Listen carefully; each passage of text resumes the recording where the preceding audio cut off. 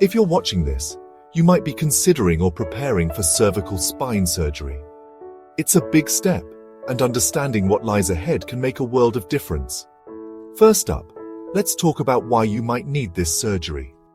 The cervical spine, that's the neck part of your spine, can suffer from conditions like herniated discs, bone spurs, or spinal stenosis. These can cause pain, numbness, or even weakness in your neck and arms. Now, onto the surgery itself. Cervical spine surgery is usually performed to relieve these symptoms by removing the problematic disc or bone spur. In some cases, the surgeon might fuse two vertebrae together to stabilize the spine. Sounds complex, right? But it's actually quite routine for experienced surgeons. So, what can you expect on the day of the surgery? You'll be given general anesthesia, so you won't feel a thing during the procedure. The surgery typically takes a few hours, depending on the complexity.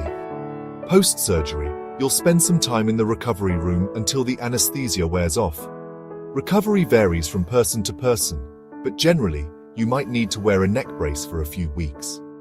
Physical therapy is often recommended to help regain strength and mobility. It's crucial to follow your doctor's advice and take it easy during this period. Remember, it's normal to feel anxious about surgery, but knowing what to expect can help ease those worries. Always consult with your healthcare provider for personalized advice and information. Thanks for watching, and take care of yourself.